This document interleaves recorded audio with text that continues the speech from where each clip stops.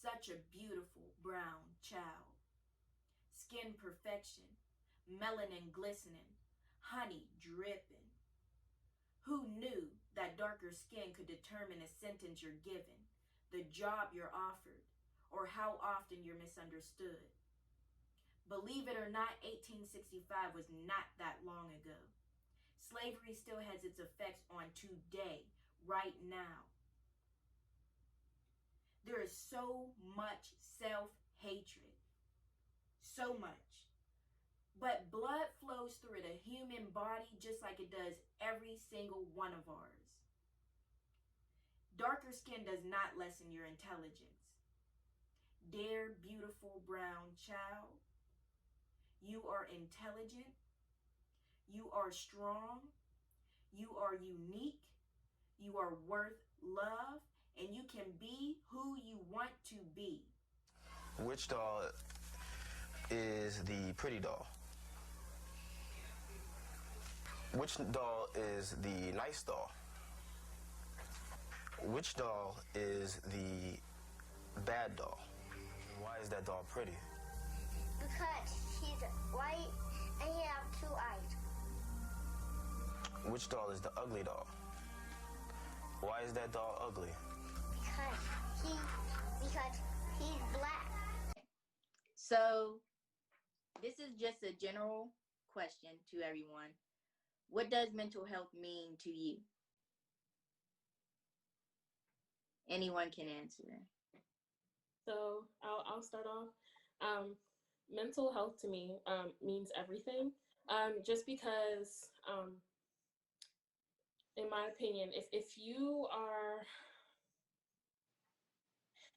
unhealthy mentally wise, how can you ever expect your body to process your functions properly?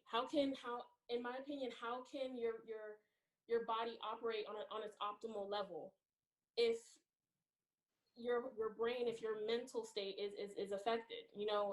In Dr. Tucker's classes that I've had over the years, we talk about cortisone levels. We talk about your stress levels, how that can affect if constantly under stress and constantly under the adrenaline that you put your body through when your levels are very high. It can affect your whole body to diabetes, high blood pressure, or obesity. There's just so many factors of your mental state that can have so many repercussions on your physical. So I think it means everything to you, or should be. I think Armani's take on that is quite accurate. It's a difficult question. I mean, even for those of us that should be able to define mental health. I mean, anybody in biobehavioral health should be able to define it, but as you all know, it's not that easy, right? What is your psyche, right? What is that?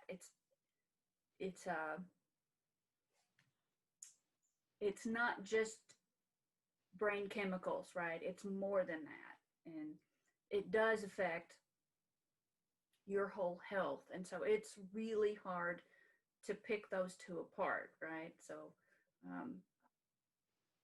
maybe a good way to think of it, maybe a generic kind of way to think of it, is just your mental well-being.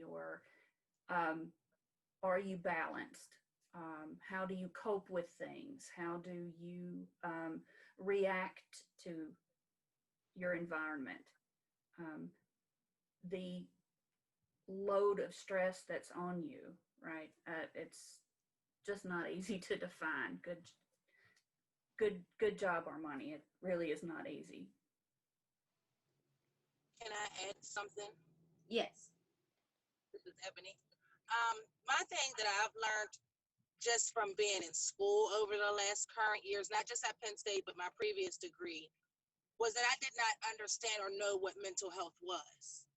That I did not know that I did not have healthy mental health. I thought that I was functioning perfectly fine throughout life and making proper decisions and things of that sort, but I was not aware that how I based decisions, how I coped emotionally, how I dealt with stress was healthy, was not productive, was not any of the things we learn now, basically. You know what I mean? And I think when you ask that question, it makes it hard to answer because, for one, we're trying not to go like technical and give an answer that's by the book, because we all kind of have already read that. So it makes it very individual.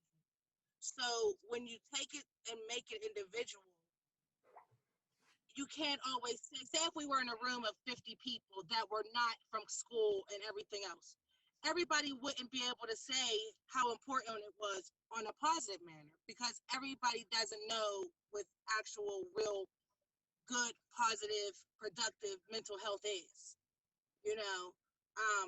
And I just want to say, from growing up, I thought looking around, as long as you weren't, jumping off the roof or trying to kill yourself, you weren't crazy. You know what I mean? I thought you were doing perfectly fine if I seen you getting up and going to work, if your kids were fed, not paying attention to the intricate factors that you're not maybe being healthy or producing productive behaviors. And like I said, just growing up under that, believing that, it's really eye-opening as you get older and understand what mental health is. So to me, I agree with everything Armani said, but I think at the same time too, it's very, very important to understand what healthy mental behavior is, and not just how important you think it is to you, because your perception of it may not be accurate. It may just be what you were taught and what you believe and you think, or you know what I mean? Like, it's just the model that you follow, but it may not be healthy. Right. Does anyone else want to say anything on what mental health means to them? Can I? So going off of what Ebony said, my father, he's Nigerian, so he is what do you call him? First generation American, Nigerian American, and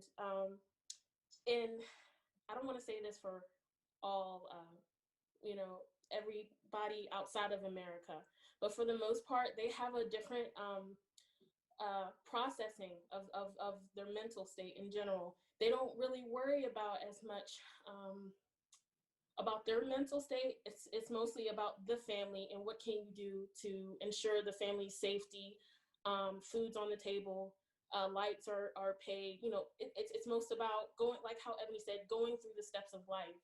You're not really paying attention to how you feel on a regular basis and how that can either help you flourish in the long run or deteriorate, over time. They're not really worried about that. And my dad, I was just talking to him the other day, and he was like, Armani, like, I said, how are you doing, Dad? I just, try to ask him, every day, how are you doing? And he said, I'm to be honest with you, Armani, I'm not doing pretty good. And I was like, why? And he was like, well, you're the only person I can really talk to about this. He can't really talk to his mom because his mom won't really understand. She's not a part of this culture, just this generation of being an American, where she's so open and free to talk about, things that are going on mentally, as far as, her mental state as well as her son's. So he usually comes and talks to me about it. And I was like, well, what's wrong? He's like, I've been, dealing with depression for the past 10 years. And bringing this on to a deeper level of Black mental health, I think that says a lot about Black men in this country, but more so specifically not specifically, but generally Black people. We kind of put things to the back burner because we have this feeling and this urgency that we need to get stuff done. No matter how I feel, no matter what happens, I need to get this done. It needs to keep going regardless of how I am, you know what I mean, or where I'm at. And I was telling him, maybe you need to, talk to somebody or something like that. He was like, come on now, Armani. And then it kind of really put in perspective what he said afterwards. He said, ain't no white man finna listen to my problems.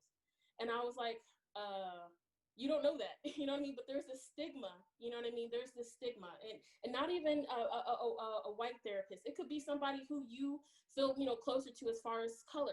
There's Black therapists out there, you know what I mean? There's Asian therapists. There's everybody who you feel as though are able to listen to you. You know what I mean? And he doesn't know that. He doesn't want to really think about that because he's been accustomed to this upbringing of, I don't tell everybody my problems, especially I don't tell white people my problems, because do they care? And that's his mentality. And I know that's a lot of unfortunately that's a lot of the mentality for a lot of Black people in America. So I will add that. Sorry, I know I talk a lot.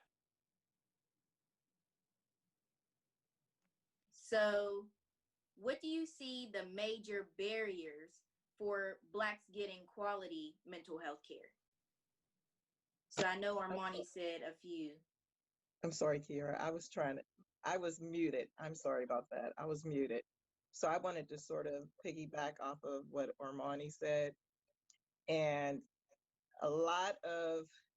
you're right, Armani, because a lot of people in my generation and older, we were taught to keep your business to yourself. You don't express it. You just keep it with them, which is not healthy.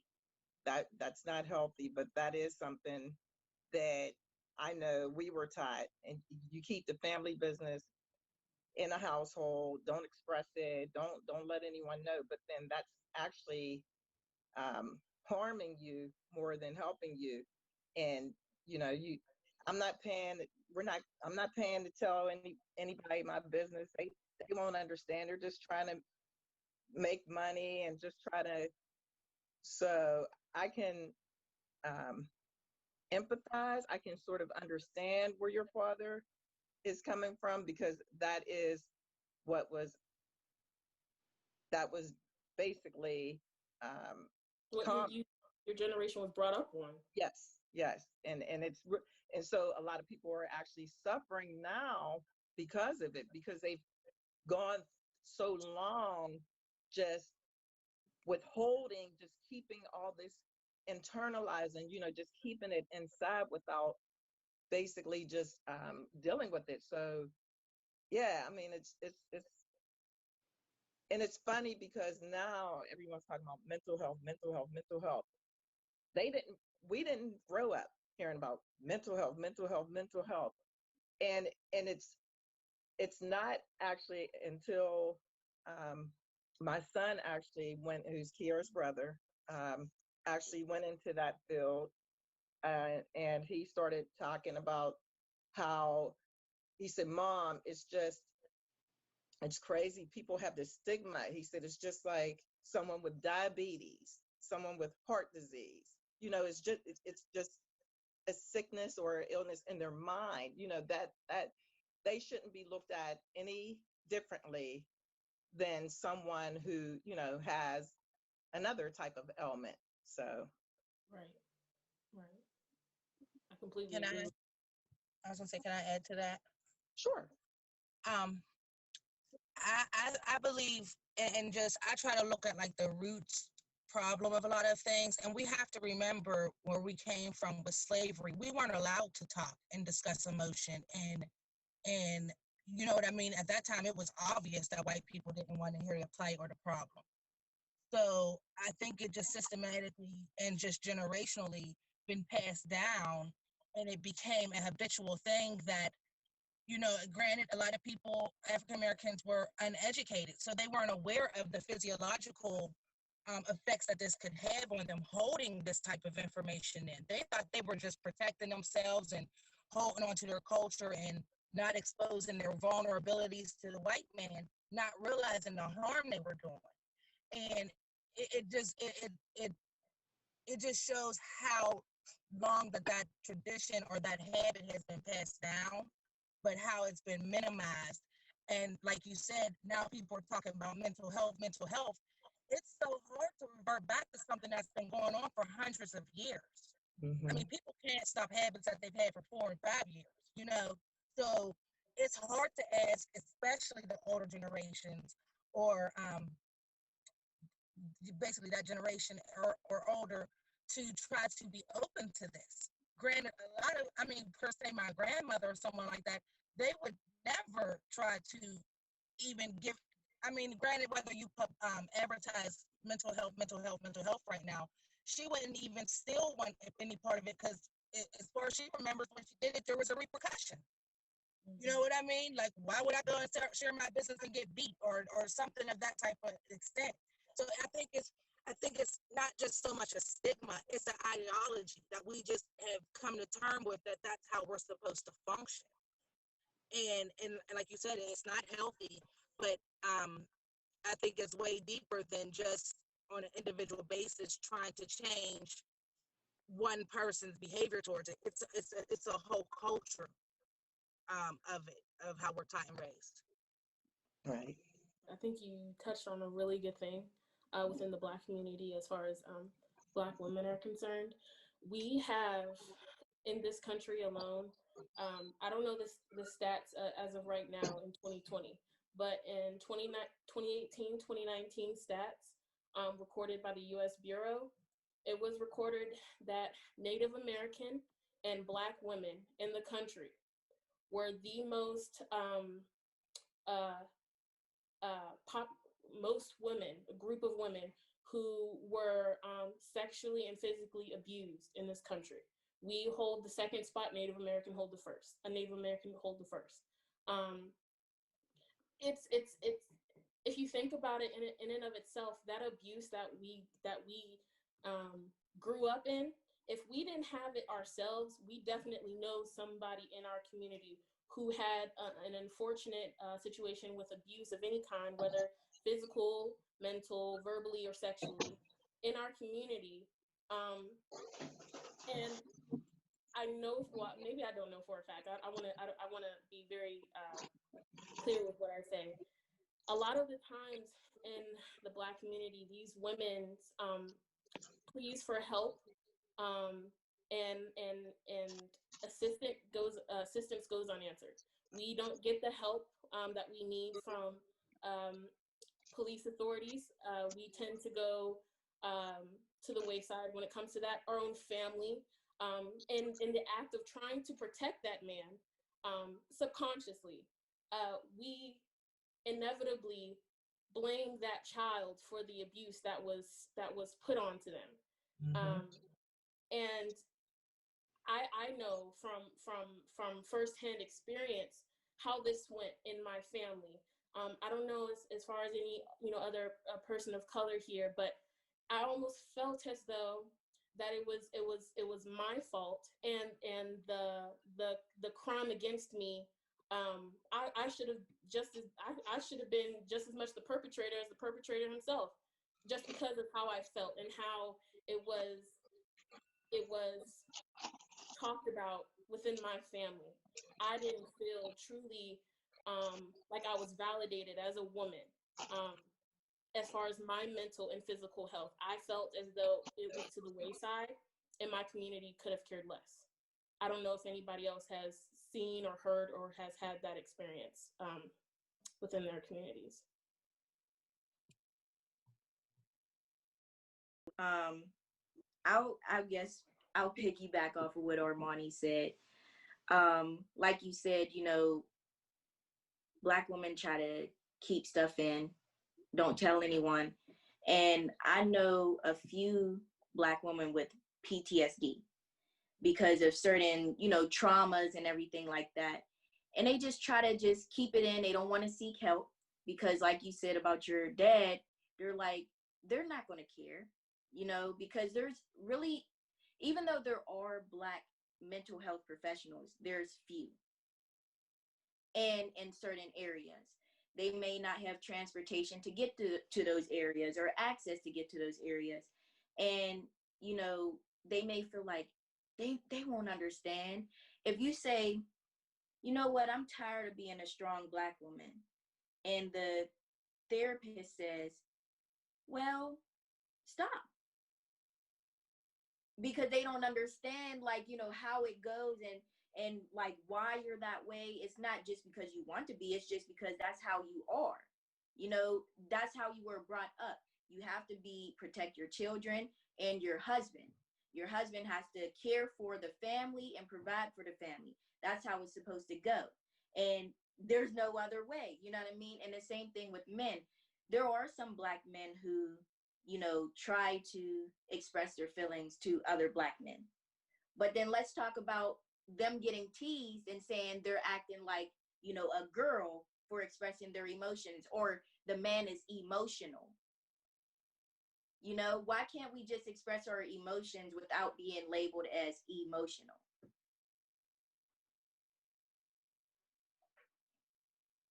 I completely agree with you on that one. I feel as though we are our own worst enemy when it comes to that. Even when the help is there, just as you, as your mom, as Ebony Slade has said, it's a generational thing. We can't help but to not go back off of what we've been taught, because that's all we know. That's literally all we know.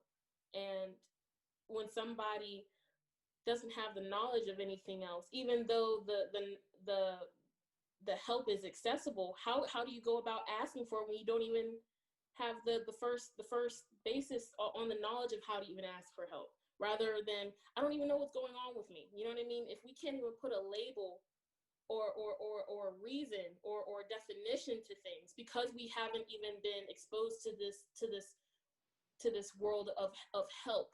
You know what I mean? I think Black people have always been in this mindset where we just have to do it ourselves because nobody else is going to do it for us. When you don't have that knowledge that other people are trying to help you,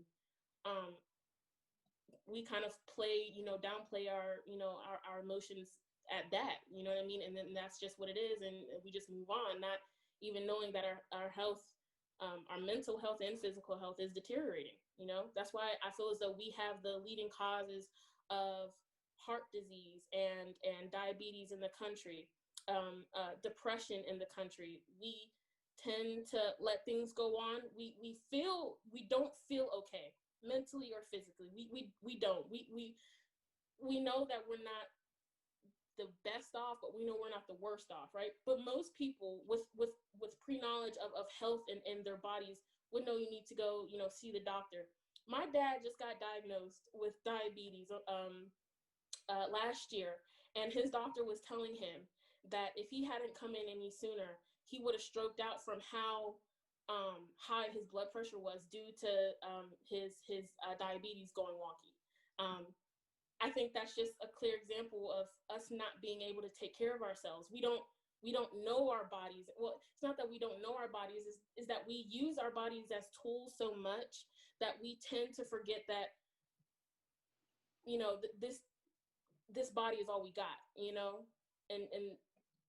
certain, things happen, bodies deteriorate, our mental health deteriorates, at the, effect of it.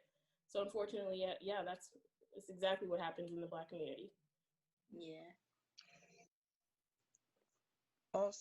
Also, I think, piggybacking off of that again, is a lot of times we're so used to, we don't want people to know. I don't want anyone to know that I'm not okay. So I'll try to act okay. And then I'll go home and I'll, because I have a friend, if you didn't know her, you would think that she is the strongest person. And not saying that she's not strong, but she suffers. She has depression. She deals with depression. And she told me, she said, listen, Melissa, you're the only person that I could really talk to. She said, because if I talk to this other person who's a friend of hers, she always tells me, oh, no, you have to, especially people in a Christian community, you have to pray about that. And you're not having faith, and you're not trusting in God to get you through. And so if she didn't have anyone to talk to, obviously she could go seek professional help too. But I'm just saying, if she didn't have anyone to talk to, she would suffer in silence. And she would suffer in silence. And that's not good, because people, if they don't feel that they can express how they feel, they'll keep it to themselves because they don't want to be ridiculed or um, uh, told that they don't have faith and that sort of thing. So it's it's really sad. And then even with as far as your father and the not going to the doctor, that's also unfortunately a common thing in a lot. You find out a lot with men, a lot with men. Not that women, but it's more. It happens more frequently with men. They just don't go to the doctor. They don't, and a lot of them don't find out these sort of things until it's life threatening, until it's almost fatal. So I'm glad that he was able to go and get that care because, yeah, that's unfortunate that it happens a lot. Yeah. Anyone else have anything to say before I go on?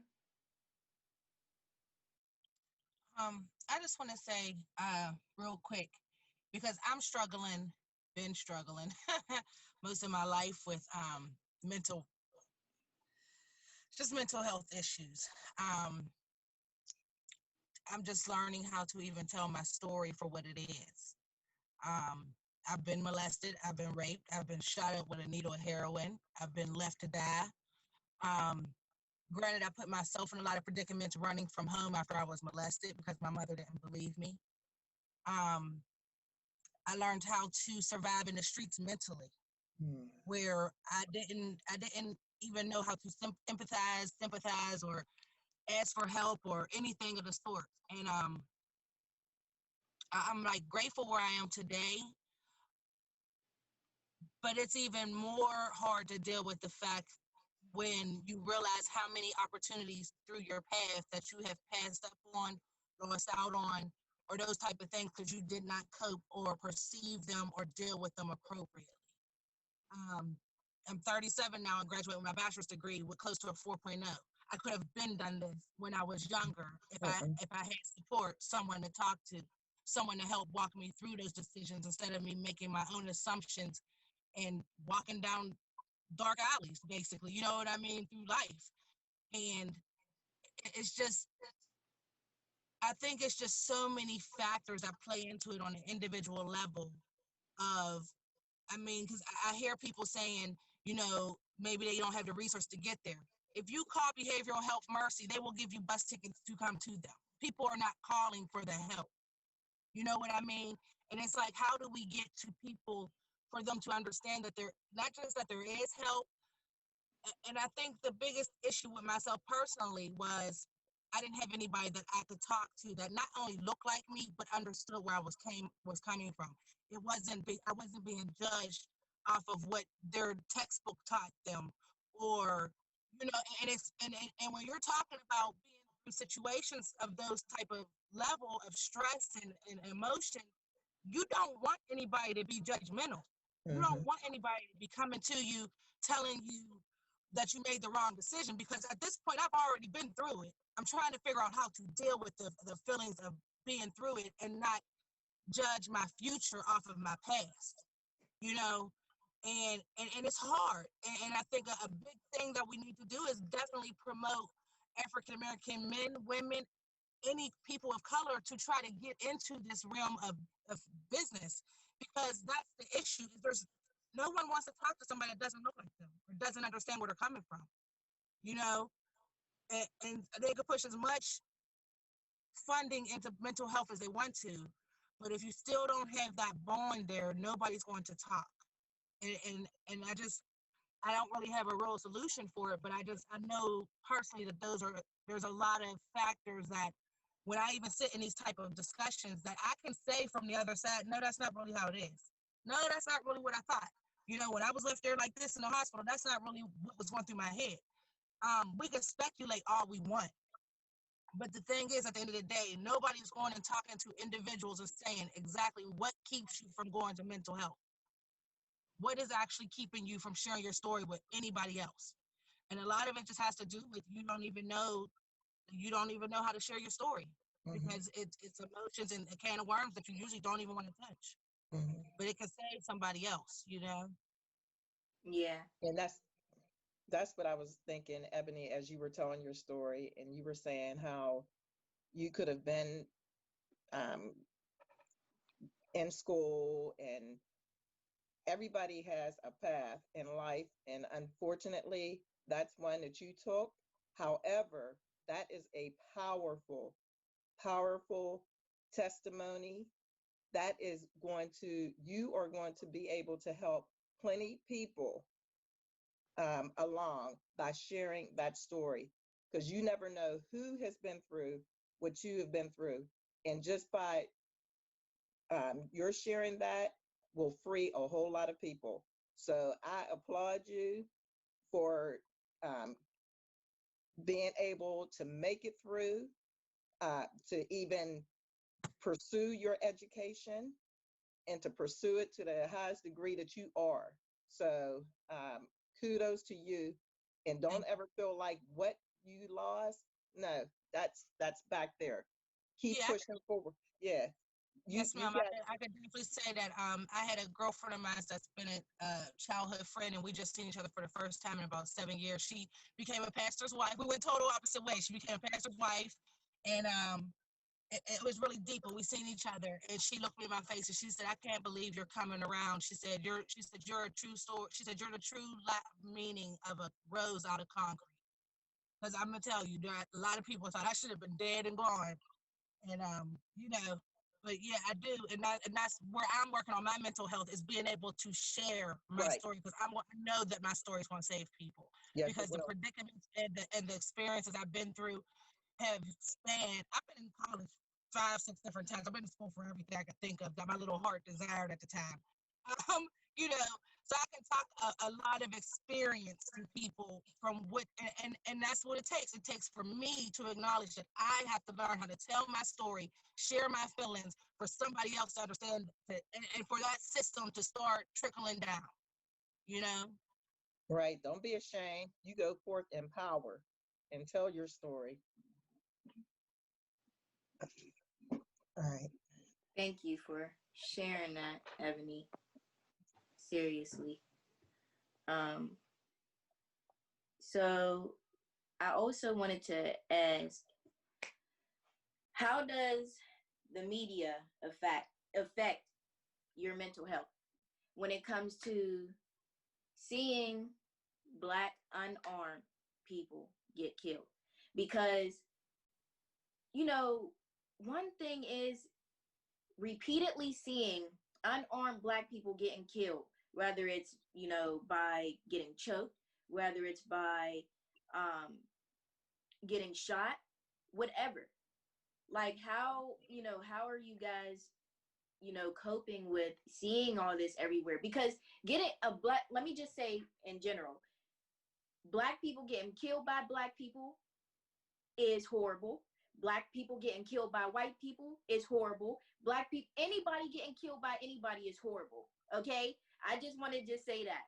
Anybody getting killed by anybody is horrible. But we're talking about Black mental health. So how are you guys coping with seeing Black people repeatedly getting killed by police officers who's supposed to protect and, protect us, but we're getting killed by them? Okay, so for me, I wouldn't say I'm angry or I have hate in my heart. What I will say right now is that I'm just tired. I'm just really tired.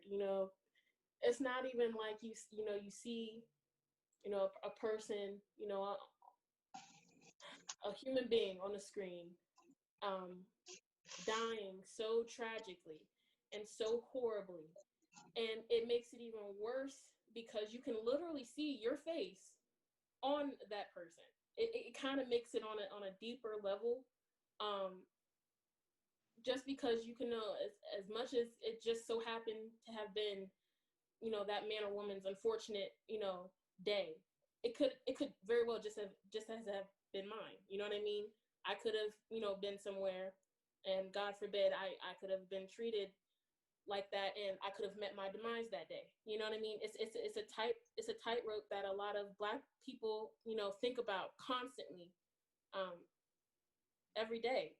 Mothers, when their sons leave out, to go to school or go around the corner to pick up some candy, something that, you know, just kids do, you know, play on the street. It's a deeper, more visceral pain and worry for your child when you know that could very well be the last time you see your child, just because of them being Black, you know. So there is fight in me, but there's no hate or anger in me. I'm just tired, you know what I mean? I'm tired and I'm scared, you know what I mean? So I will say that for myself. That's definitely how I feel with seeing, you know, what's going on. Well, like a form of trauma is racism, whether it's, you know, indirect or direct. You know, watching someone get killed can be trauma. You know, Ahmaud Arbery, who was running and he got shot and killed by the dad and the son. Just knowing that you can't do everyday life things without worrying, is this about to be my last activity? Is this about to be my last day? Waking up, you know, not knowing if someone's just gonna be, you know, upset and say, you know what, I hate Black people and I'm about to just off this person. Right. Can I share real fast? That was perfect point right there. Granted, we all know we're supposed to be quarantined and all that stuff, but me and Armani live close to each other. My son plays football, and literally his school district always plays these teams that are like, I don't know how to phrase it, no disrespect or no, you know, no offense, but like out in the sticks and stuff, and literally you can see the transition of. It went on mute. It's like scary. I literally have had to, from now on, I call and make sure someone rides with me to my son's football games. There was like a real weird time me and Armani was in a car and the signal dropped on the phone like a week ago, and the signal dropped on the cell phones, and we were like, if we can't even pull over nowhere safely, we were so scared. We had to call my mother. This past week I had to go to one. It was an hour away in like Connellsville, and I was like by myself, and it was horrendous. You know what I mean? I was scared by myself, on top of being scared with my son on the school bus returning with his school, hoping that nothing happens with their bus. And it's sad. I'm raising two Black boys, and it's really, really sad. I've had my 13-year-old is 6 feet tall. I've had to teach him. We've went through a thorough interaction where I've explained to him how he is supposed to respond or react if a cop ever approached him in a certain manner. And I've taught him that the first thing I ever want you to do is just get on your knees, put your hands up, and just stand there. You know what I mean? There's nothing else you can really do, but do not run. There's nothing that they can punish you for any further than, you know what I mean? And there's things that I have to teach him that he you know, and it's sad. And I'm sorry to say it, but I don't believe that other households have to do that on a daily basis. You know? And it is scary. And it just, and like Armani says, it's not so much like I want to go out and do something to somebody type hate, but it's very disheartening. It's saddening. It's I mean, like I said, I've been through my struggle. I'm trying to do the best I can to raise them, and now I'm watching them have to walk into a struggle.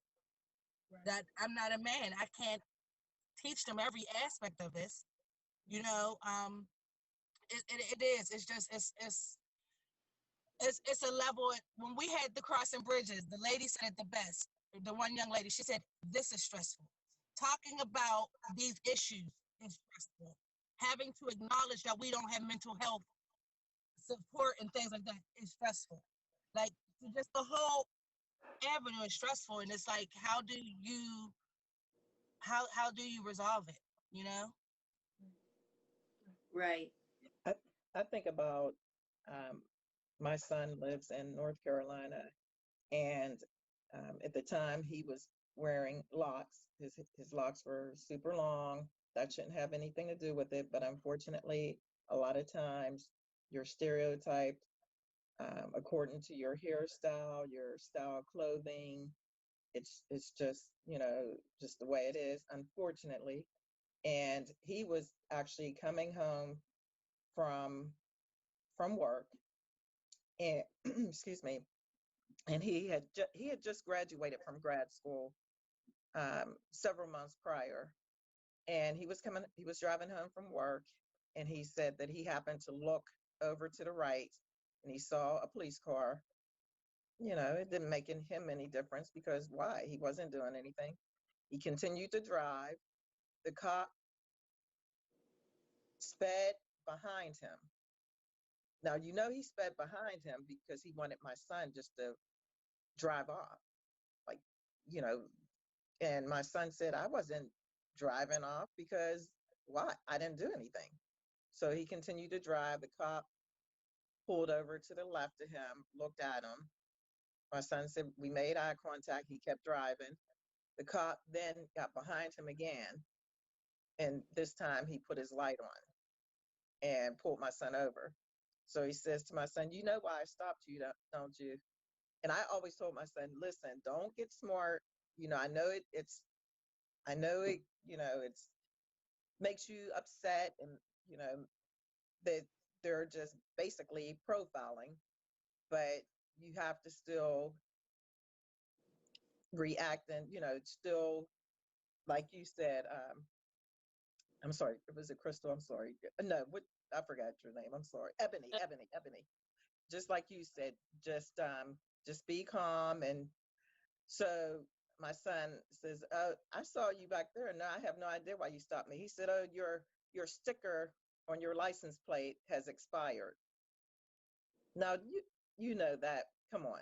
He was just looking for anything, because I'm sure at this time he had already, ran the plates, knew that the plates were fine. So my son said, well, they're probably in Pittsburgh, at my mom's house. Oh, well, what are you here for? And my son said, what do you mean? He said, why are you here? He said, I went to grad school here. Oh, what did you go to school for?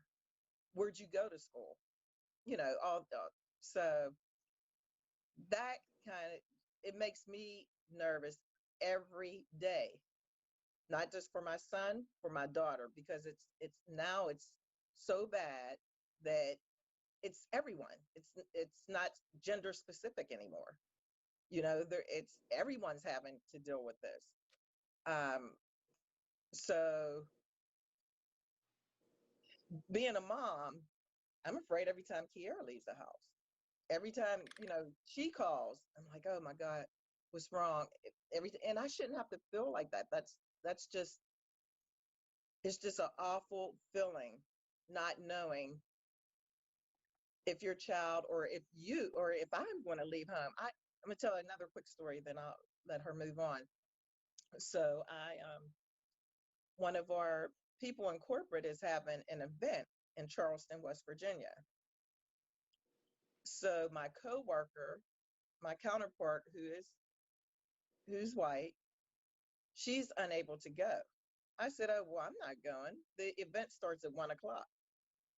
She says, well, why aren't you going? I said, I told you what happened when Kiera and I drove through West Virginia after dropping Reggie off. We were actually chased by, they had a Confederate flag on their porch, and they actually ran off their porch and chased us. Yeah. So I said, I'm not, yeah, that's just too much for the event to start at 1 p.m. and potentially not be over until 3 or 4, and then have to drive, and it gets dark early. I said, there's no way that I'm driving through there. Now, there is no way that we should have to worry about those sorts of things. But, that's stressful. That is stressful. I said, yeah, I'm not, that's stress that I'm not willing to take on at this particular time. Well, never really. So. Well, I mean, that goes back to the history of it. We all remember there was sundown towns. You couldn't be out when the sun went down, or you'd be hung or killed. Right. The night has always been dangerous for us.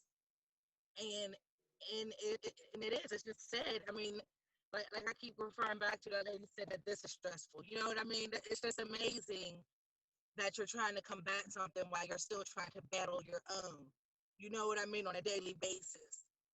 And yeah, it's just a sad story. Can I add something real quick? Just one thing. Then unfortunately I'm gonna have to leave. But there's this really good series on HBO. Ebony Slade might know what I'm talking about. It's called Lovecraft Country. And what you guys are talking about right now, it brings me to a specific woman in the story. I forgot her name, but she is a Black woman. This whole series is based off of the 1930 to 40 civil rights movements and what was going on around this time. And there's this Black woman. It's a supernatural show, fantasy, the stuff, and whatever. So whatever happens in the show, she gets turned into a white woman. She wakes up and she's like, oh my gosh, okay, let me just, go in the world, right? She doesn't even realize to even look at her reflection that day. She's a literal white woman. So whatever happens, she goes to the bathroom, like, oh, Sandman died in her eyes. And she freaks out, right? She goes in the streets and screaming, I'm a white woman, I'm a white. Like, well, how did this happen? And there is a specific scene at that point when she's running around, running rampant, crazy, just all over the place. And how the police officers who saw her acting this way treated her. It was amazing. What's wrong, ma'am? Are you okay? Do you need anything? I think your husband's coming past, just wait here. They were so attentive to her needs, so patient with her. And at that moment, that was extremely traumatizing to me, just watching that difference of it was so, it made tears come to my eyes because they got it. In the story, they really got it. How if Black people were I don't want to say any other person in this country, were white people in this country, if the roles were switched, the amount or the degree of how we feel and how we are seen in this country it'd be complete opposite. How we are treated, you know what I mean? It was crazy to watch that scene. It was utterly crazy. She went through her whole day and she was like, I'm a white woman. I get to do this. I get to do this. I get to do this. I get to do that over and over again. The possibilities were endless, and at this time specifically, just like how Ebony Slade was saying, you had to be indoors by a certain time or you're getting not killed, lynched. You were getting lynched and no ifs, ands, or buts about it.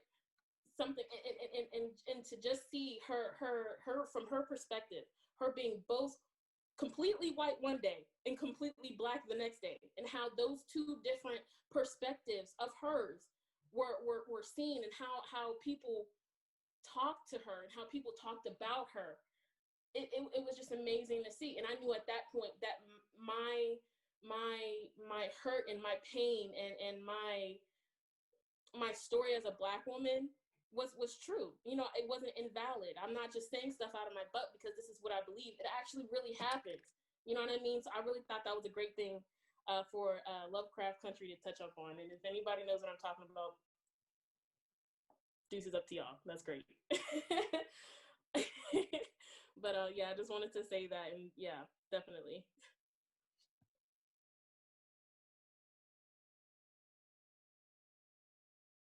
Kiara, I think your volume's muted. My bad. No, you're Thank fine. you. I did want to also touch on the fact that there is like built up anxiety of being a Black person, but not only a Black person, but a darker skin tone. When you're a darker Black person, like light skin people usually, like even in a Black community, light skinned people are looked at as better, and they're looked at as higher than the browner people. You know what I mean? And I think that also is something that is kind of looked at in the courts too. When people get sentenced, it's not just how attractive you are, because believe it or not, your sentence is lower if you're attractive than if you're not attractive, you know what I mean? And it also plays a role of how light you are, how dark you are, how your hair is, how your appearance is. You know, I think that's really crazy too. But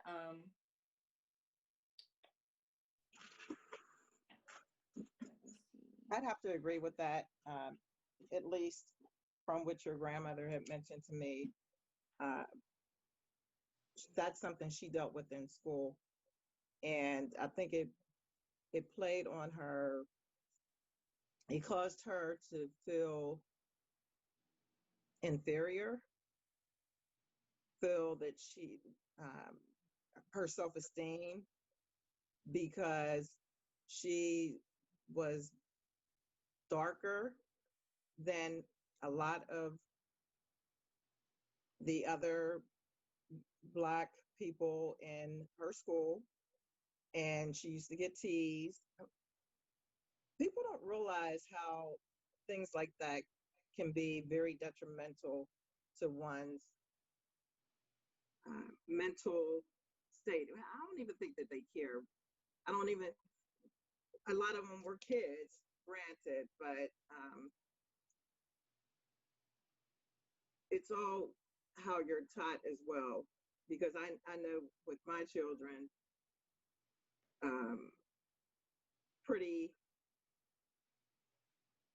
they think I'm pretty strict, but I tell them to, you don't talk about other people. Don't, what for you laughing here?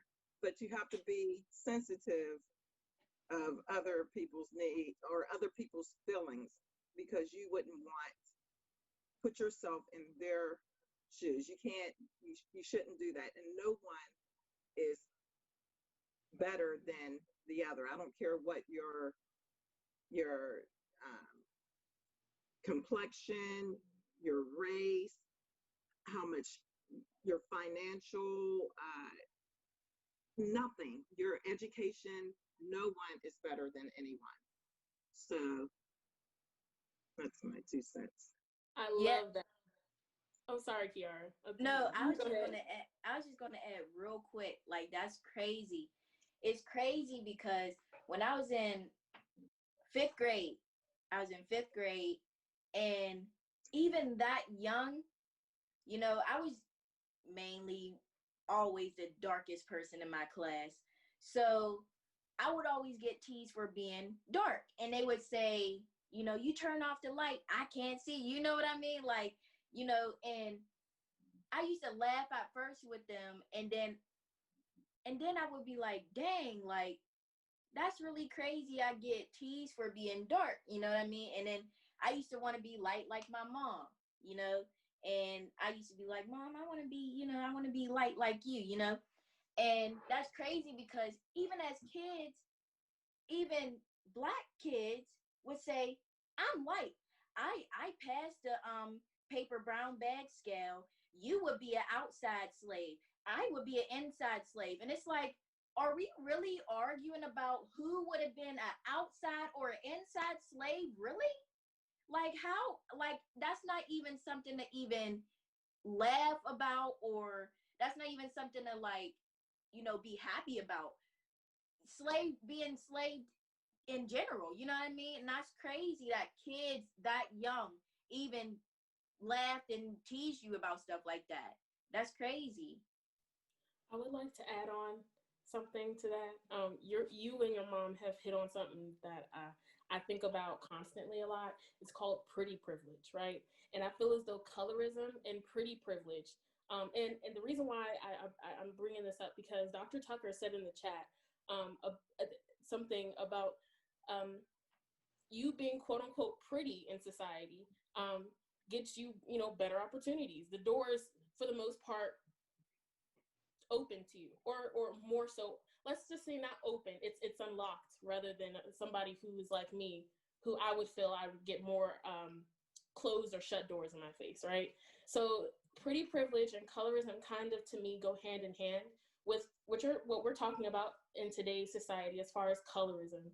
The lightest in society is the prettiest. That is what it is. We can go off of what we like and what our personal preferences are. But as a whole, white or closer to white is the most attractive look, right? And so when you were talking about nobody is inferior, nobody is less than. Just like you, Kiara, I had a friend of mine. She was like, "Give me your hand." I said, "Okay," because it's my friend. I didn't think much of it. I gave her my hand. She put her hand next to mine. She was like, "Oop, I'm lighter than you." Huh? Okay. First of all, hold on. Why was that even a thing? I wasn't even thinking that far. Even I didn't know what she was gonna do, honestly. And then when she told me that, I'm like, "Okay, so can you rephrase that? Like, what do you mean by that? Like, what are you talking about as far as hand?" She was like, mind you, I was in middle school. She was like, "Well, your face is lighter than me, but my arm is lighter than yours." And I was like, "Okay, let me be as specific as I possibly can." For children, because I was a child at this point, for children to have such this complexity about them, right? For her to realize at such a young age, 12, right? At such a young age, that in order to be better or seen better, you have to be better than the next person, or something to that extreme. When she has this complexity in her mind that was built off of, you know, her nurturance, her environment, what she was brought up with. She really thought that when she saw my face, that I was better than her. And when she saw my hand and she compared the two, she actually felt better about herself because my hand was darker than my face.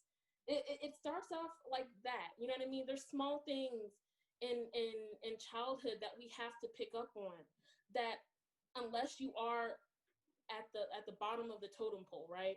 Or unless you are being inflicted with this, you don't see it. You just don't. That's why a lot of people like to deny colorism.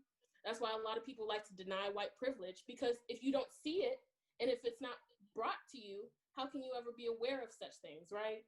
It's me as a darker sister who's getting the brunt of most things as far as colorism, as far as me being talked about. Not to say that light complexion people can't have the same thing, but I think to an extent it's a different degree.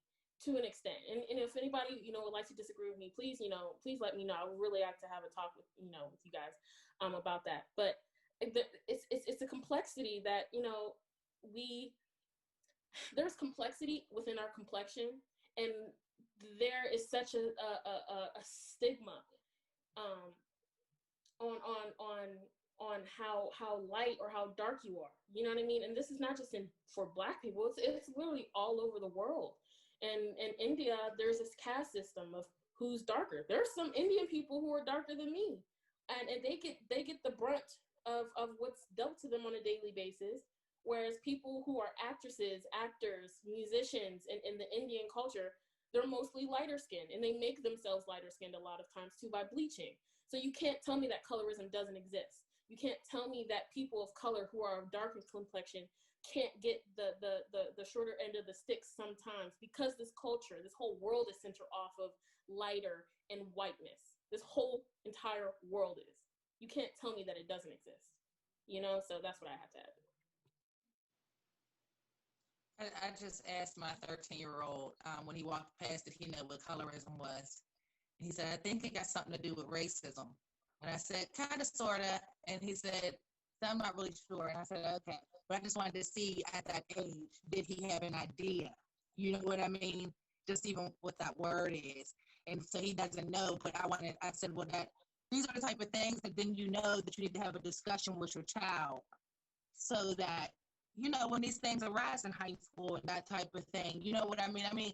I think we have a pretty good grasp in the house, but just the terminology, so that it's not like a blown off or disregarded joke of, oh, you could be a house slave or this and that he understands and knows how to identify. That comes with it too, is teaching younger generations and stuff how to identify when those type of things are being taught.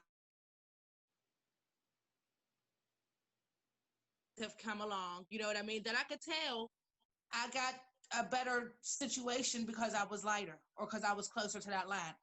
I've been in those type of predicaments, but I had to learn how to identify them. For a long time I did. And so I think that's a big part too, is teaching children how to identify that, and of course always still just teaching them that their individual uniqueness is beautiful regardless, you know. But it has to start at home. Dr. T. I would like to add something to add on. When people say that you're a field slave or you're a house slave, depending on your complexion, it doesn't mean anything. One, we're not slaves, okay? And two, that happened when we were still slaves. So either or, would you like to be a slave still? Regardless, regardless of either which place or position you played as a slave, you were a slave nonetheless. So how does you're either working in the kitchen from dawn of the day, or I don't want to say from sunrise to sunset, and in between time you were nursing the children at it. You know what I mean? You're called milkmaids. You nursed and you fed other white children instead of your own in the house, and you were also raped repeatedly in the house. The same thing with the house slave. You were doing backbreaking work from sunrise to sunset. Very little to no food you'd get. I don't understand how either or would play out better for me. You know what I mean? So that whole mentality of complexion that is so deeply ingrained in our community specifically, it's pointless, because what point are you really trying to, if you really know your history, if you really want to delve deeper into what it meant to be both or either or, you would know that there was no difference. We were getting killed off the same way. Matter of fact, when the light-skinned or not light-skinned, the light-skinned complexion person who was either mulatto or biracial or just naturally light complected, even as a Black person, they after they would give birth to these half white from the plantation owner and half Black children, these children would still become a slave. They knew even then that there was no outlet, even if they had more white blood than the Black slave in the field. You know what I mean? So that's where I want to get to. There's no difference. No difference. We were still handed the backside of everything at that point. So yes. Dr. T, you were going to say something. I was just going to ask a question about the colorism. Is that just something that happens here in the United States as a result of the slavery, or is it something that happens all over the world? I know from my experience and just knowing a couple people from other countries, I know African men and Jamaican men, they tend to try to date light-skinned women. They call us Yankee women. So they try to go for the light-skinned women. So I'm not sure how the cultures are taught and stuff, but I think that it's just become an ideology. But I don't think it's just here. I think it's across different places. I think it's the same thing. It's racism here, but it's colorism there. That's my idea, but I'm not sure. I would say that can y'all guys hear me? We can hear you. We can't see No. you. All right. Well, hold on. All right, there I am. But it's basically colorism exists anywhere that white supremacy exists. So that would be all over the world, because if you got people in India going through it, people all over Asia going through it, because even we know a lot of like the Asian people that we see are very light skinned, but then you have a lot of Asian people who are darker complexion and come in a variety of skin tones and even hair textures, and we never get to see them because their media kind of phases them out. So I would say colorism is everywhere, and even in a lot of Asian countries, like working in the fields or doing hard labor is associated with having dark skin because of the tans they get being outside, and being brown skin is considered low class. So I would say it's everywhere.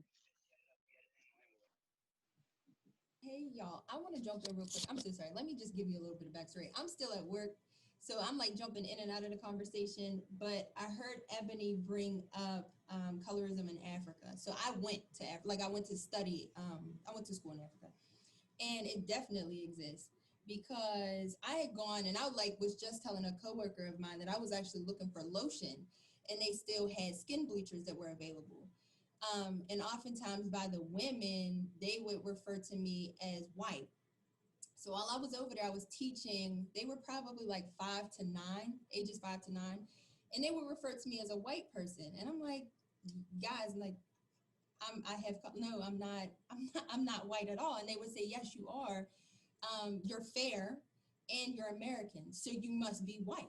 And I'm like, no, that's not the case at all. And for the African men, they were so intrigued by my skin color rather than my counterparts who were darker than me that they displayed colorism as well. It was like I was a favorite of theirs, and that's a privilege that I never wanted. It's something that I quite honestly am very uncomfortable speaking about, because my like within my siblings, we range from different colors, so it's something that I don't take it lightly. But they definitely will. They definitely live in a coloristic society. And a lot of it is the white influence. There are a lot of white people that are in Africa that have taken over the land. So they associate the lighter the skin color with the better off you are. And it's quite unfortunate, to be very honest with you guys, but like Ebony was saying too, unfortunately, I have benefited from that, because with them classifying me as being white, if they were having lunch, they would say, do you want something to eat first? Like, do you want this first? Or do you want to do this first? And I'm like, you got to treat me like I'm just anybody else. First, I'm over here observing your culture. I don't want any privilege at all, but they were giving that to me so frequently that it was hard for me to take a step back, because they were kind of just forcing it on me, like, you're light skinned, you're white, so like take this privilege, is something that is of benefit to you. And it hurts me now, because I'm back home and everybody, it's black people, period. Black, light, black, like it doesn't matter. We're all in the same constant struggle, like just trying to have equity and equality. But over there, it's just given to you. So that was just my little tidbit. Sorry, y'all. Thank you for giving us that insight. Right. Oh, Emmanuel, you was about to say something?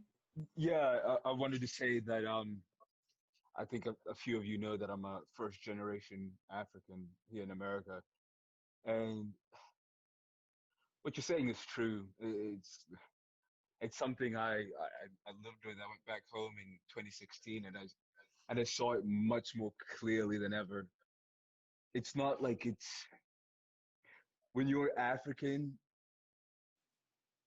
racism doesn't exist. The- It's such a hard concept to explain.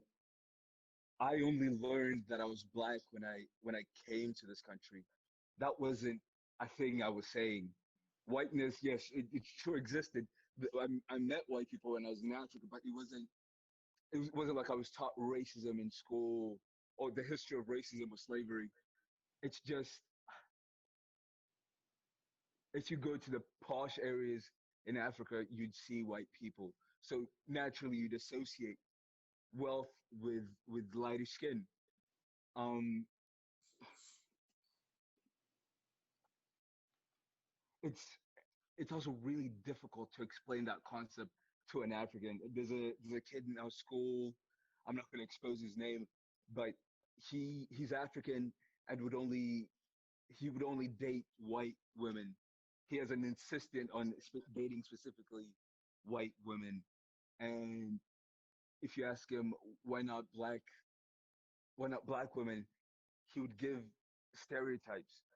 He doesn't he doesn't understand the reasons why we are the way we are. Excuse me, just for a second.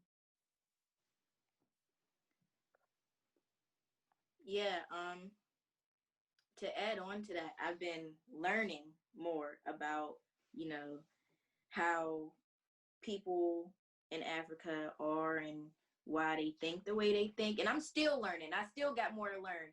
But, you know, at first, when I encountered, someone from Africa being like that to me, you know, just being rude and, like basically not acknowledging me at all, that kind of hurt my feelings because I'm like, dang, like, yeah, I'm dark, but I know you like lighter people, not as no relationship, but I'm just saying, like, friend, we can be friends. Why can't we be friends if I'm dark, you're dark, we're cool? Like, you know what I mean? Like, why can't we be cool? Like, I never understood that. And I'm still learning to this day. There's certain reasons. And like, I was talking to Armani about it. And I remember you, Armani, you were saying basically that it may not be the fact that they're trying to be rude,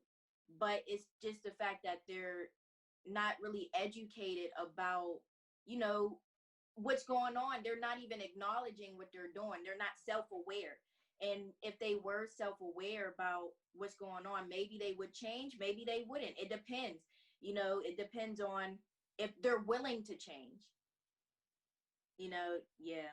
But thank you for sharing. I don't know. I, I Like would I like get to add one everything more that thing. y'all are saying, but honestly, when I was growing up, I was even lighter than I am now, and I realized, like in elementary school, that I got treated better than my sister, who was a lot darker than me. I got treated better than like my family members and stuff, like by my mom and people that took care of me. Yeah, we But can hear you just we just hear the music in the background too. I'm sorry, y'all know that's Adrian playing his music. But I just never really, I wasn't, I don't know how to explain it, but I never really stopped people from treating me better because I saw like what my white friends were doing and how they would get treated, and they never stopped anybody from treating them better. But if I could, like, I would always do something. Like if I was with my sister who's darker and older than me and she couldn't get something from somebody, I would always try and go get it for her and like bring it back. You see what I'm saying? Mhm. Because like Yeah. if you can use your advantage in colorism to go do something for, like that somebody darker than you can't, then you should. And Yeah. I think that's how we can start to heal like some of the stuff in the community, because I think a lot of light skinned people go and get these opportunities and get caught up and don't remember to come back to their families who are all different shades and like help them out. They just get obsessed with, light, and then you gotta marry light, so you have light kids and everybody will be privileged and everything like that. And I think they just forget to come back and pay their respects. I agree with that, but I also want to state the fact that it's not as easy either, because I've learned that, and it's just a personal preference, but I have a personal preference for darker men now as I've gotten older. It's just a personal preference. I always wanted my children to be darker. As I got older and mature, then I realized that that was a really ignorant thought process. But I did. I just had some, and it's because when I was younger, I got teased for being the lighter one, being in a more predominantly darker skinned school. I was one of the lighter ones. So I was teased like I was like almost an outsider, like a white kid in school. So I hated being light. You know what I mean? Granted, until I got to an age where I seen it was kind of like a little perk or benefit here and there. But like you said, Jordan, I had to basically mentally find a balance in that. And I'm not going to lie, it's sad to say, but I had to learn how to use it when it benefited the proper activities or the proper reasons, compared to, like you said, getting caught up in the world and just worrying about myself. You know what I mean? But I actually learned with myself that the colorism actually went from the other spectrum. Like I've always thought darker skin. I always wish I had darker skin. You know what I mean? And I mean, this is like the light skin crisis. Like when I break out, I break out. I'm half red when I break out. You know what I mean? Like you see dark skin girls with beautiful skin. So there's still, it's not just a one-sided colorism issue. You know what I mean? There's a lot of light skin girls I know that were like, I wish I didn't have thin half, I guess they call it half white hair or biracial hair. I wish my hair was fuller. I wish my hair held a kink. You know what I mean? There's a difference on both ends. So I don't want it just to be a one-sided conversation either, because I know that the light skin arena of it is a bigger portion of it, but it definitely affects and alters the mentality of everybody in the spectrum. Yeah, I hear what you're saying too. I just saw like most of the, the privileges, because honestly, like with the skin thing, like everything you're talking about, like that just wasn't the case. Like people will say, oh, darker skin scars easily. People with dark skin have real bad acne, so you don't want to have that kind of skin. Dark skin is tough skin.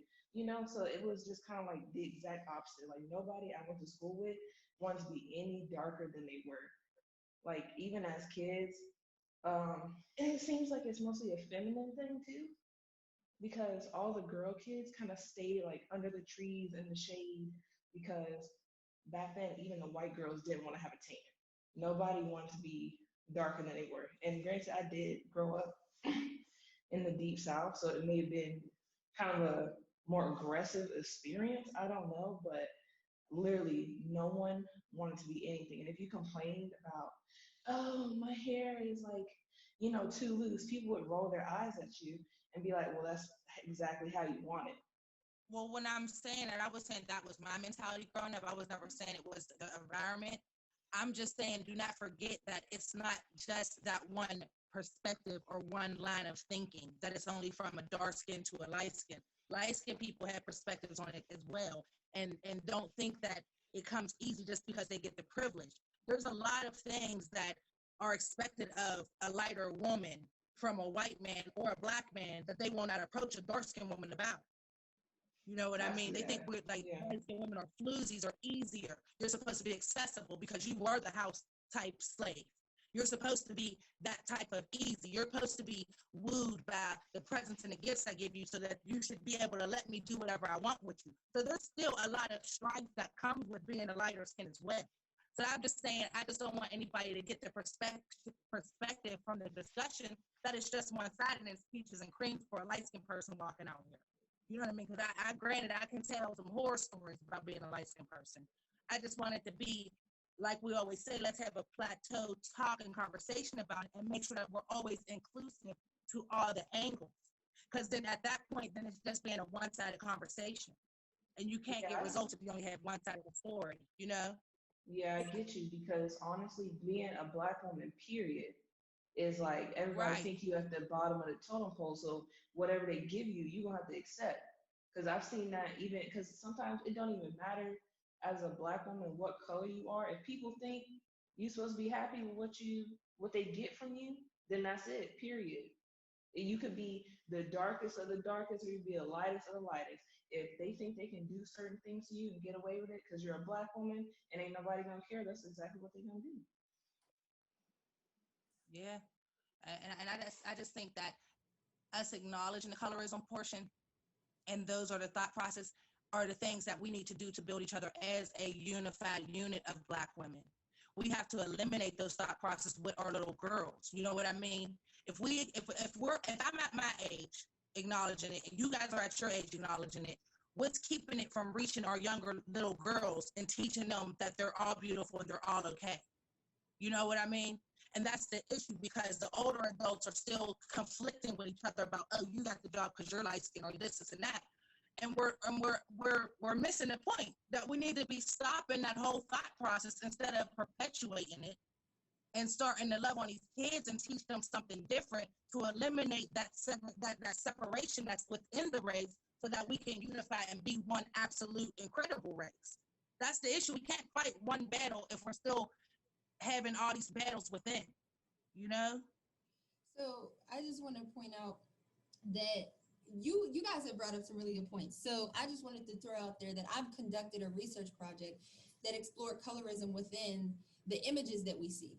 So I'll use two prime examples that I used during this research project. So I know all of us we're pretty young, so you're familiar with the Proud family. If you're thinking of Penny Proud, she was a lighter skinned character, and then there was Dejanay. Look at their names alone, Penny and Dejanay. So you already have a depiction of what those two characters are going to display.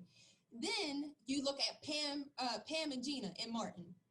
You're looking at the aggressor and the pleaser, and you're looking at their skin tones as well. So Pam is aggressive, she's outlandish, she can be disrespectful, and she's darker. Look at Dejanay. First of all, her name. Why was her name Dejanay? She's aggressive. she was an aggressor. She was like she was a sexualized character. But then there was Penny, who was educated. She came from a two-parent family household. And it's just like, we're instilling this in our children at a very young age. Granted, I don't have children, but I grew up on that show. Right. So automatically, I'm thinking, okay, I'm light skinned, so I identify with Penny. And I have, my best friend is dark. So she, even in academia, when we were in middle school, they would look at me like, oh, Shakira, you're really good at English. You're very, you are very meticulous. And they would look at my best friend, and she's like, she was smarter than me. And they're like, oh, well, you have areas that you can work on. And I don't know. There's just so many different layers to it that we need to get to really figure out what the root of it is, because it's all systemic. And when people say the system is broken, the system isn't broken. It's exactly what it was intended to be. And it was to divide us. Ultimately, it was to divide us. So now, yeah, we have our adults, our older adults that are like, girl, you're only in that position because you were given that opportunity because you're lighter. But the darker skinned woman is more educated. She's more than qualified. But now there's a thing of you're overqualified. So there's just layers upon layers that we just really are trying to accomplish and to delve into. And as Black women, as Ebony said, we're just trying to make it. Truly, like, we're all just trying to make it. But we're constantly being put in positions to where we're pinned against each other. Colorism. We're fighting against white men that are making more than us.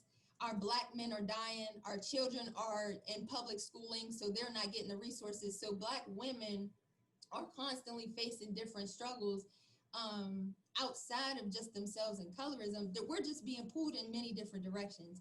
So quite honestly, y'all, like, this conversation is great.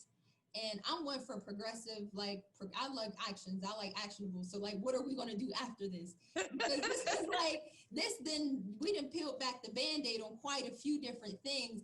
So I'm just really excited, to keep the conversation going and to see what comes out of this. But like everyone has pretty much said, there's not one particular thing that we can work on and be like, you know what, that's going to fix everything for us. There's many of those, but I think with these conversations, we got to do something. Something great is going to come out of it, y'all. But like everybody else has said, we got to stick together with it. And if we have that privilege, for me, I know that I have that privilege in certain regards, not everything, but in certain regards, when it comes to colorism, I know that I do have that privilege. So I will do what I can to speak up when I can, or to do something when I can. And yeah. That was good. I also just want to say, I know, like you said, none of us could say specifically, let's do this and that'll fix it. But I think that there's little things that we're coming to terms with. Like you said, you don't have children. I could probably say a nice percentage of the younger people in this conversation do not have children.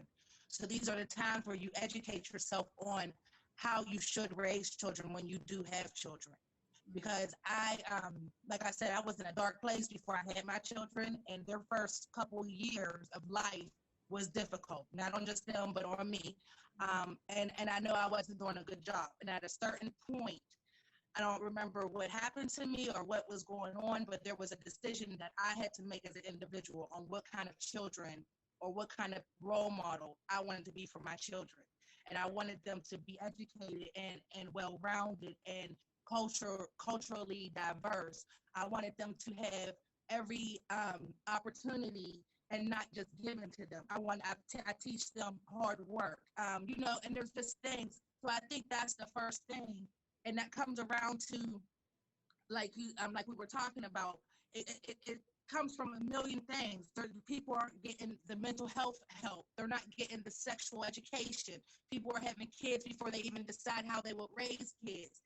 So they don't even know how to raise a child. They don't know how to teach and instill these type of different qualities and characteristics. So I think, again, like I said, a lot of this comes with getting people in places that are reaching these children in certain generations, because that's where the gap is to me, in my eyes, is present, is the fact that they're not getting this information until certain habits, ideologies, and ideas and things are already instilled in them when they're going to high school, when they're going off to college. You know what I mean? If they were learning these things when they were younger, within the households and had a little bit more attention and somebody to tell them that their hair was pretty and just little things like that. You know what I mean? I think that I think we're on a progressive road towards that, but I think it's just keeping, like you said, keeping the conversation going and nitpicking and tweezing out what we can and can't fix today. Right. You know? I think a part of that too is healing. I think that a lot of people they don't consciously decide that I am worthy of the healing, or they don't acknowledge the trauma that they've been through. I know in my own family, we have women that have gone through very traumatic experiences, but because they're women and they've been maintaining their households, they're so quick to do everything else but tend to themselves. I think healing that, you got to heal the broken child in you before you start to reproduce. So for me, I'm 24 and I'm just like, I don't even want kids. That's just not something that I'm interested in at this point. I'm just not, y'all. And it's for a very selfish reason. But a part of me too is like, until I feel 100% confident that I've done the healing that I need to do, I don't want to bring a child into this world, because I don't want to inflict in them the avoidance of what I've gone through. I'm not trying to fill voids through them. So I know for a lot of people, although their parents, so I think like a generational thing that we all do, right, is to provide a lifestyle that we didn't have that we wanted. But while you're trying to do that, you're missing gaps that your child is calling to you, saying, I need this. But you're missing it because you're trying to use your childhood as a remake it. Yes. To redo it. So I'm like, I'm not in a point, like I've acknowledged it, but I'm not at a point where I know that I can do that successfully. And I have nothing but respect to mothers, period. It doesn't matter what race you are. If you're a mother, you have the gift of bearing life. That's crazy. And then going into the Crossing Bridges Summit that we had yesterday, women are more likely to die giving childbirth or going through labor than white women, which goes into like, the doctors aren't listening to us. And sometimes we'll suppress that. If you feel a certain way, you're like, you know what, I don't know if I should speak on it. You're entitled to that. Like, stand in your truth. That's something that my mom always told me. Stand in your truth. And if you're hurt, you need to say that. And if they have the resources, you need to tell them, listen, your job is to tend to me medically. So I think healing is one thing that we definitely need to do as a community, like beyond just Black women, beyond women, period. We as a community need to heal. And it's going to take a lot of deep diving to be able to do that, because there's a lot of things that people don't want to acknowledge that they need to. But going through that healing process is going to be very long and very trying. But then, say that you're worthy of that. Like, a lot of people are like, no, I'm just going to keep on going because I got to provide. I got to do all these other things. Those are excuses. You need to take care of yourself, because if you're trying to provide for all these other people, if you're not here, who's going to provide for them? You know what I mean? So, yeah, but I definitely think that we're in a progressive state, because I know that generations before us, we're not having these conversations. They would just be like, you know what, just pray on it and keep it pushing. But I mean, I think that, always, if you're religious, always turn to prayer. But we need to be having these conversations, because you're not going through it alone.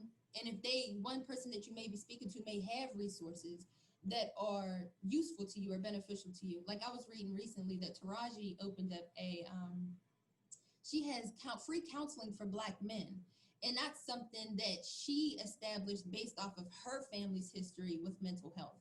So, we're definitely going into a better frame of, or we're moving into a progressive environment where we're being accepting of our mental health. Because I know in my family alone, we'd be like, what? Did you eat today? Like, did you eat? Do you need a hug? And I'm like, dang, I'm going to take that meal. I'm going to eat. But I definitely, that's not going to heal me. That's not going to fix me.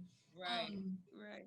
So, yeah, I mean, it's just small things. For me, I went through a whole depressive period for 2 years straight. Like, I just couldn't shake it. I couldn't get out of it.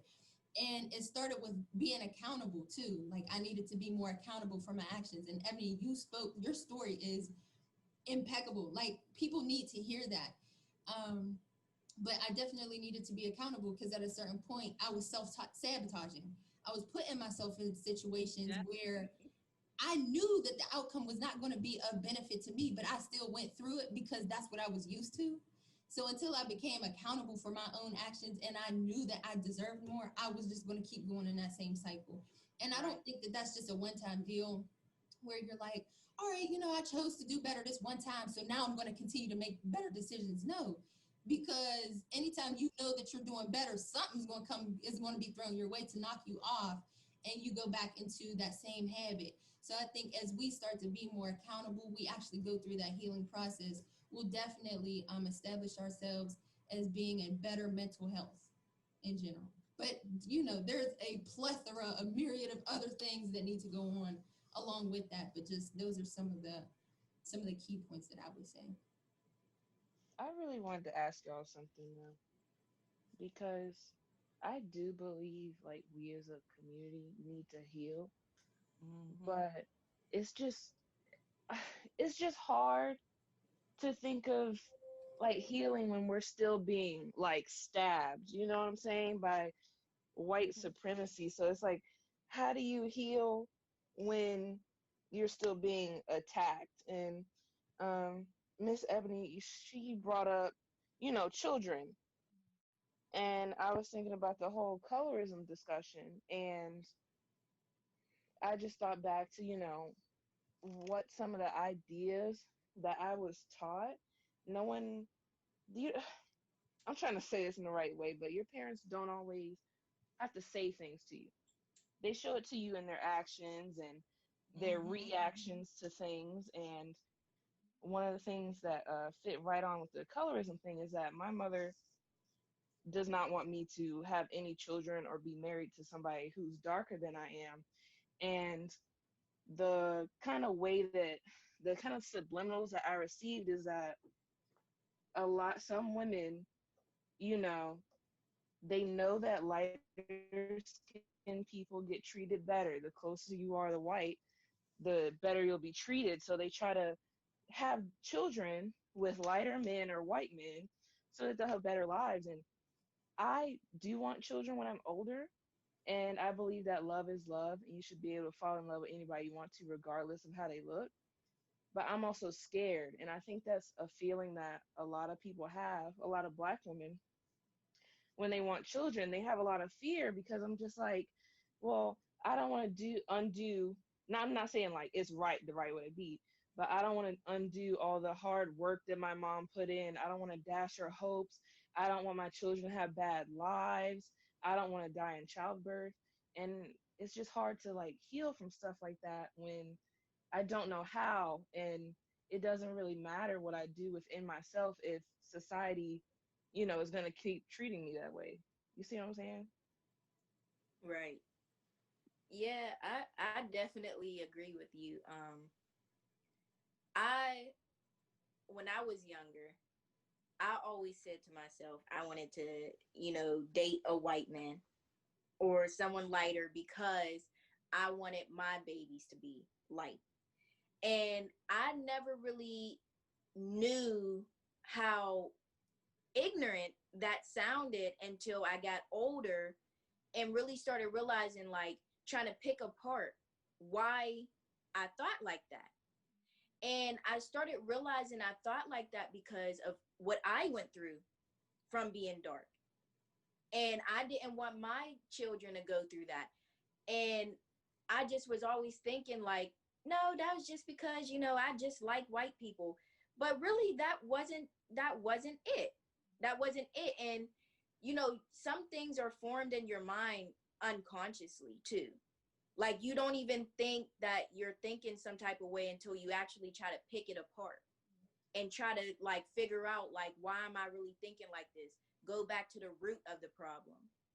So yeah, I definitely understand what you're saying, Jordan.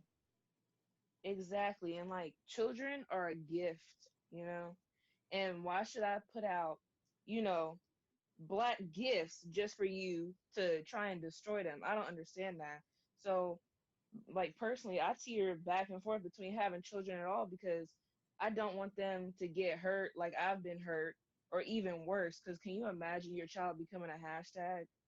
Like, and there's no amount of, you know, like healing and going to a therapist that's going to fix my fear of that. because somebody could make that true in a second, you know, just because they hate Black people or they think we shouldn't be here or they just feeling, you know, trigger happy that day.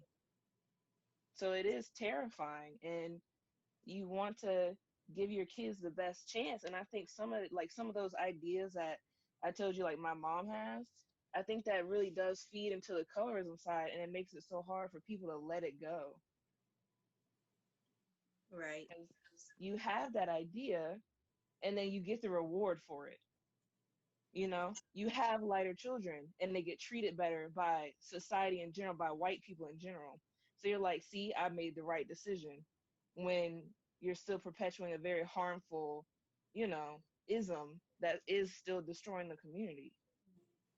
So I guess the next question could be why, how could we make the mental health professionals more culturally aware? Whether that means having events, inviting them to it, like how can they be more culturally aware? Because white mental health professionals are never going to go through what Black people go through regardless. No matter how much they see, no matter how much we tell them, they're never going to go through what Black people go through. So when will we accept, you know, say, okay, maybe you do understand a little bit. Like, when will we accept to finally go to them and say, we're comfortable enough to go to a white therapist or a mental health professional?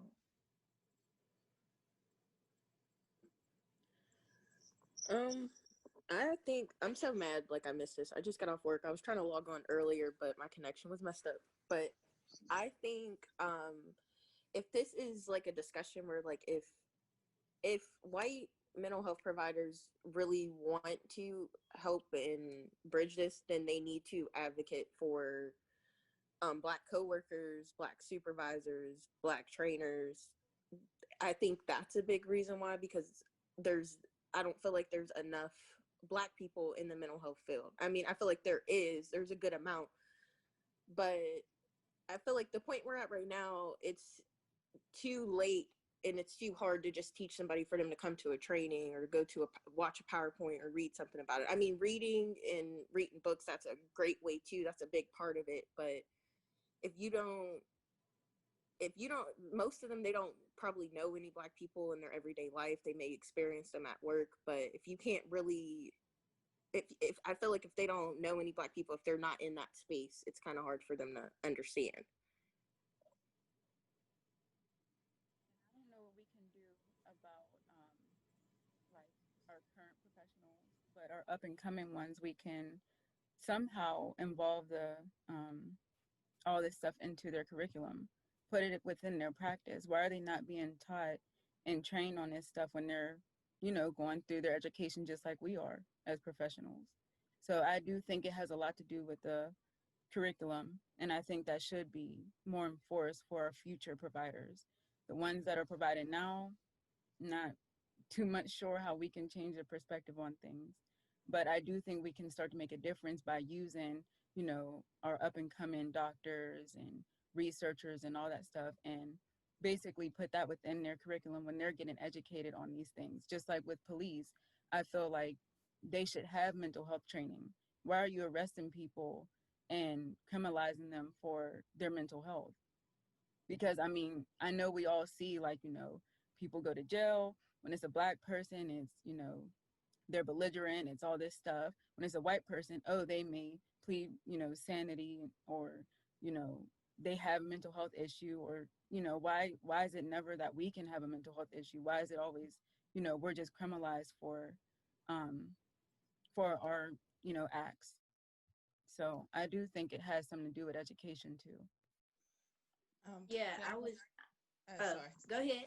Go ahead. I was just going to throw out there the fact that she threw out education. So my mother runs a ministry called Dedicate Solutions, and she is the executive administrator for Department of Human Services, something like that. I don't know, but she's in this group, and it has a white doctor involved and a whole bunch of African American psychologists, and just it has input from a lot of people.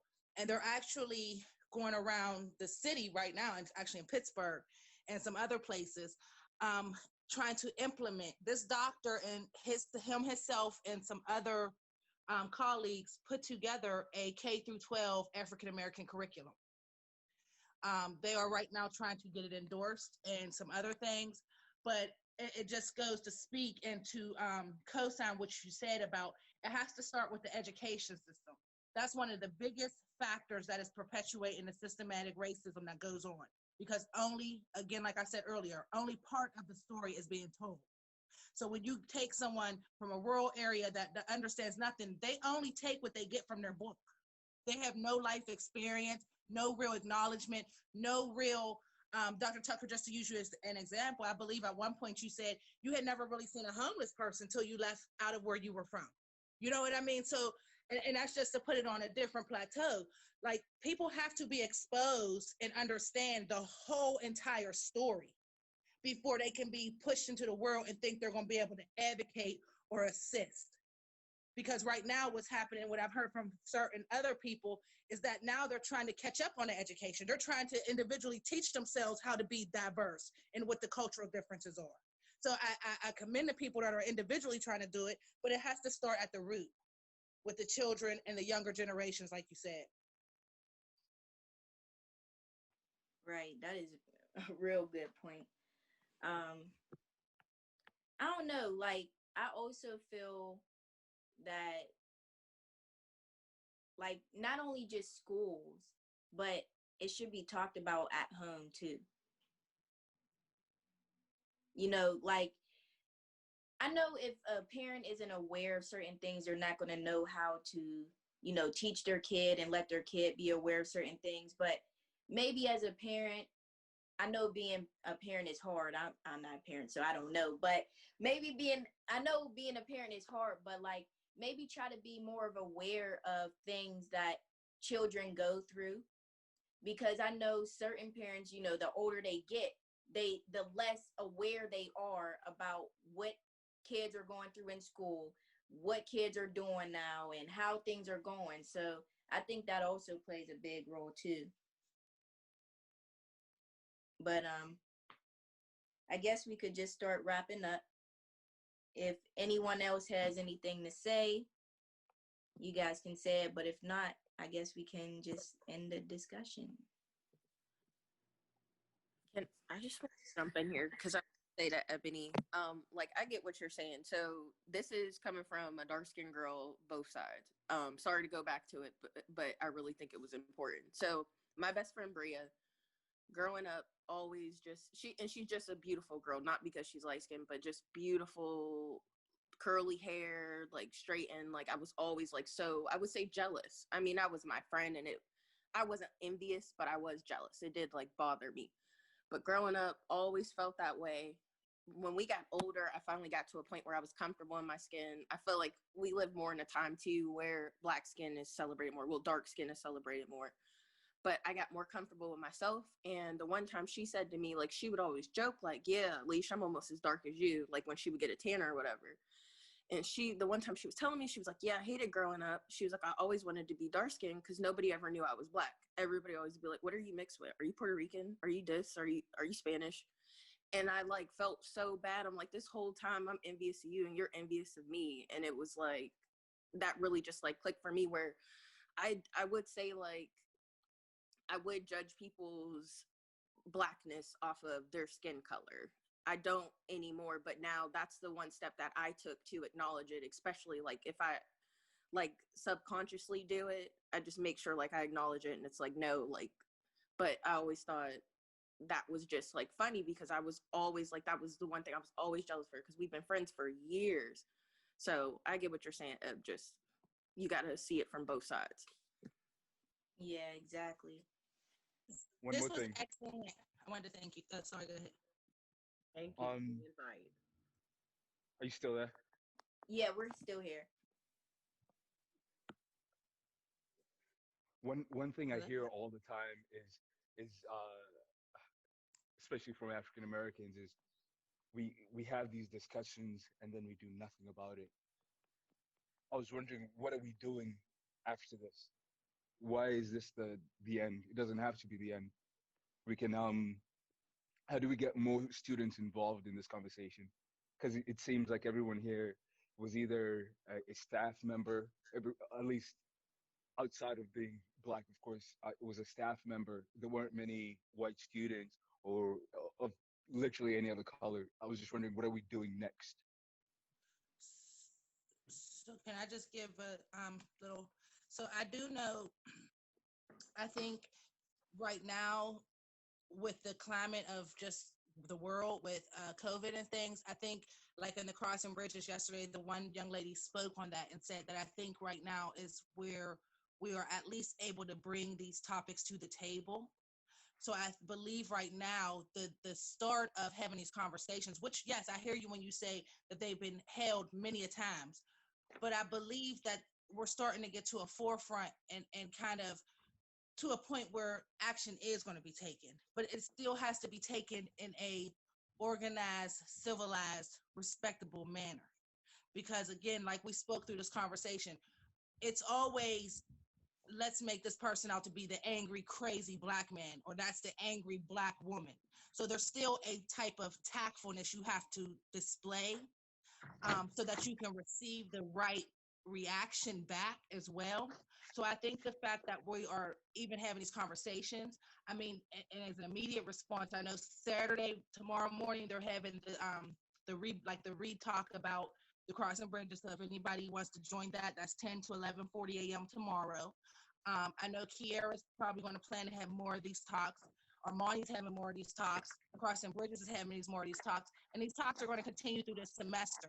I believe that when the semester is done, there should be some things put in place to where action will be taken.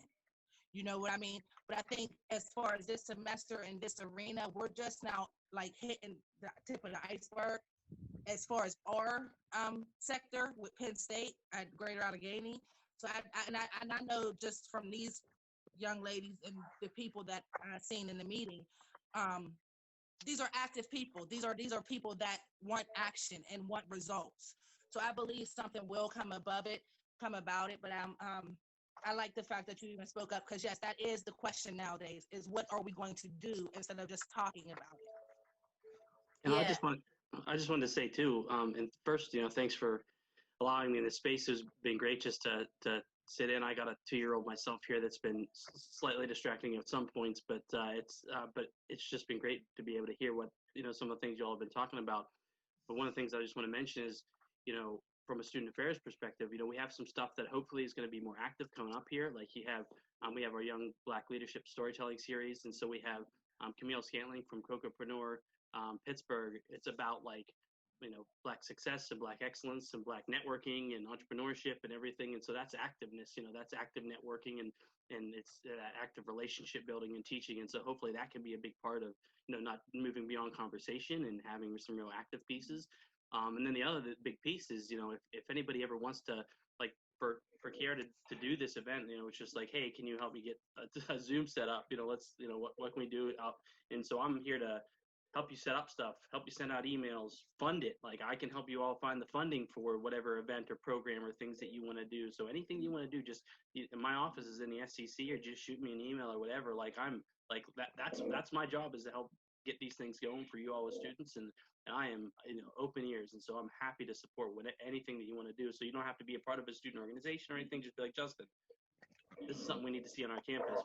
How can we make that happen? And I'll do whatever I can to get your back.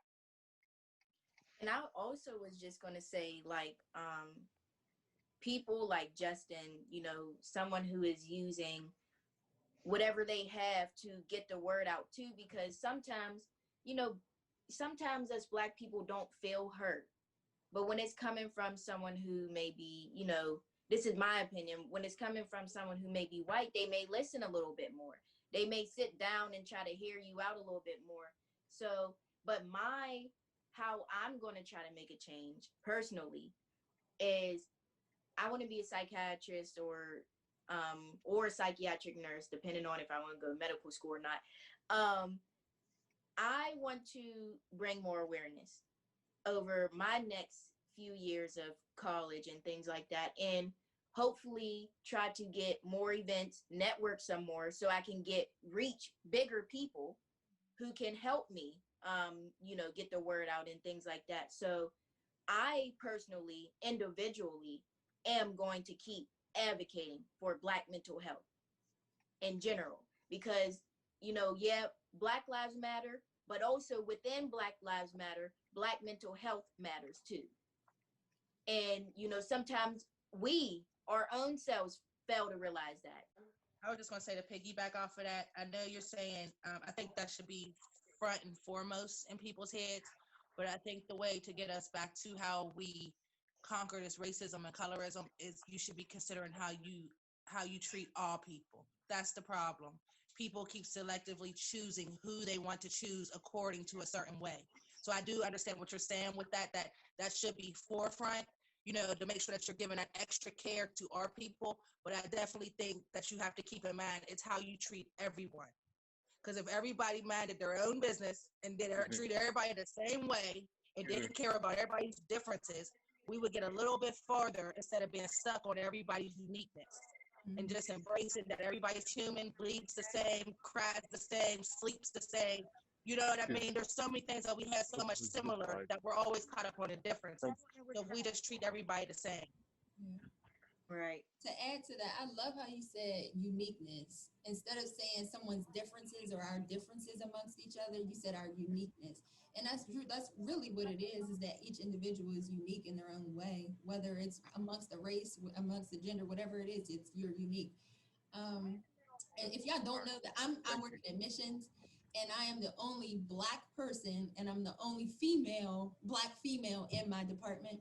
So when we're talking about what we're going to do beyond this, I know, and this is no, disrespect to my colleagues or anything like that. I know that they don't have a story like I do. And as we're working to admit students into our school, each student is going to present a different and unique experience or home life. So for me, aside from admitting as many students as I can, I know that with my position, I can identify with some of our audiences a little better than my colleagues can. So for me, my role is to represent that and to listen to that, because I know that even within ourselves, we don't sometimes want to lean on another person, or we may be too prideful, or we may not trust another person enough to share our experiences. So for me, in my role as an admissions counselor, I want to be that person that they can contact if they don't necessarily identify with someone else. So that's something that's personal, I guess, within my role that I want to do. I want to be a resource to those students who don't typically see someone that they can identify with, and they sometimes feel like, dang, I may not, my GPA might not be good enough, my grades may not be good enough, but let me just reach out to Shakira and just see. That's something that I personally am going to do, but for the greater good of the campus, I want to be involved. So Kiara, as you're continuing these conversations, please let me know if there's something that I can do, even beyond just Kiara. If there's anybody on the line, if there's something that I can do, please let me know. Shoot me an email, come by. I'm definitely willing and able to be of a resource to other people, regardless of your race too. Well, thank you everyone for joining this discussion. This was really nice, and thank you everyone for sharing their experiences and talking about their personal, what they went through, personally.